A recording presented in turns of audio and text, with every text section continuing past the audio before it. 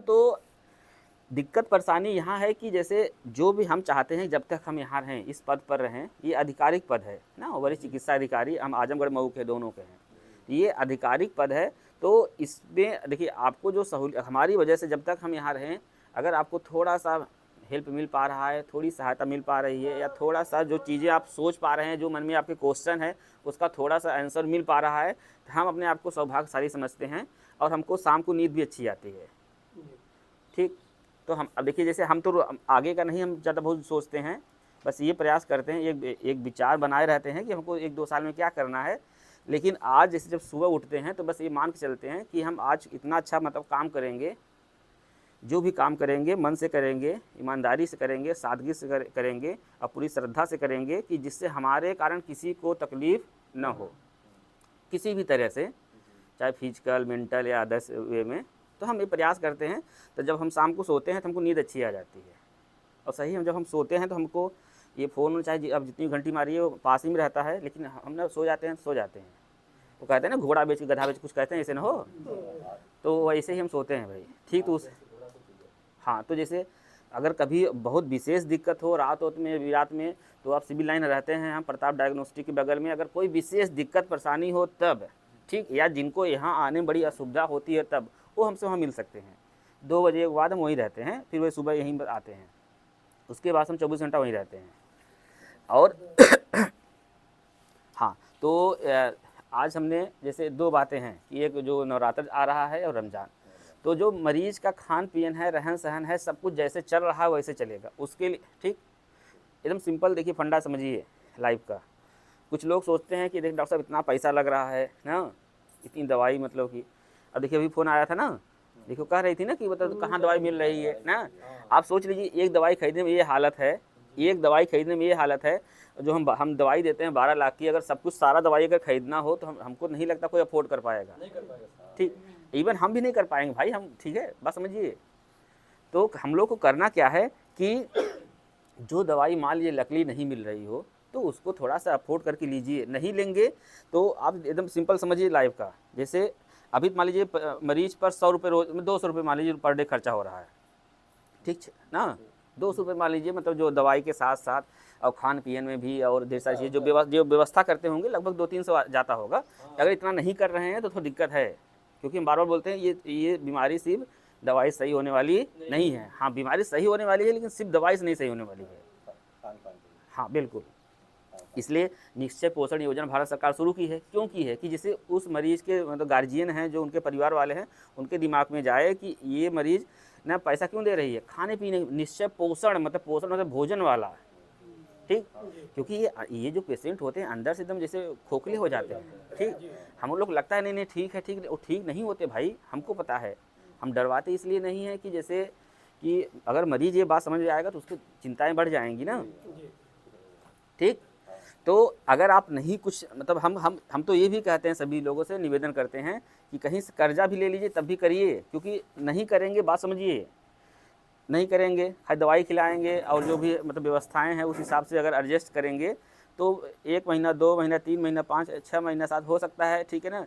6 महीने बाद, साल भर बाद फिर उसको इतनी दिक्कत होगी कि आपको बहुत जल्दी से कहीं प्राइवेट अस्पताल में लेकर जाएंगे। ठीक, चला गया एक ही ना 2 दिन में 30,000 40,000 चला गया, बराबर हो गया ना पूरा खेला।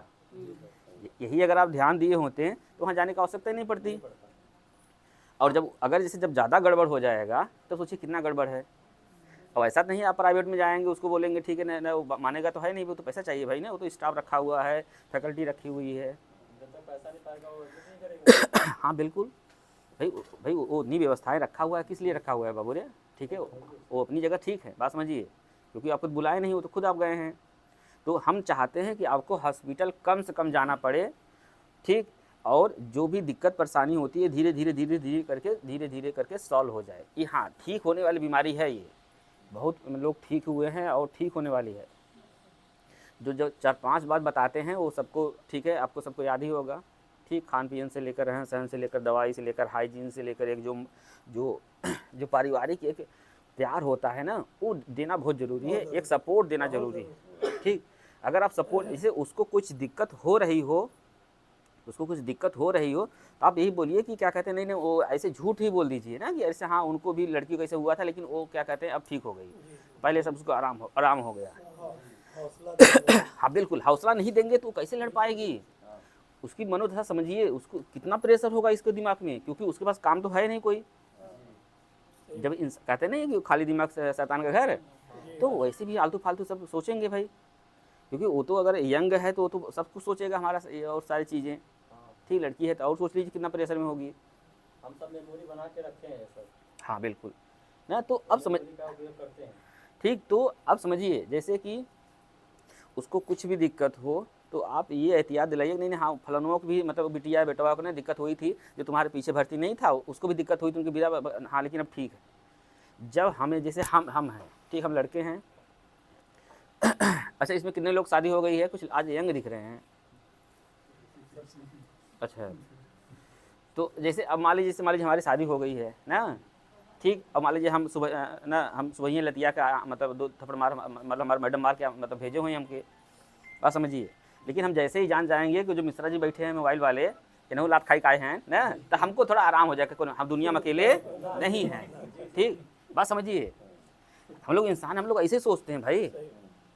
ठीक, जैसे ही मतलब अगर ये जो अभी ये बदरी उदरी घेरे हुए हैं ना, तो अगर ओला पड़े, बारिश हो, ऐसे हो, ठीक, तो अगर पूरे यूपी में हो तो मतलब हम लोग हो जाए तकलीफ नहीं होगी।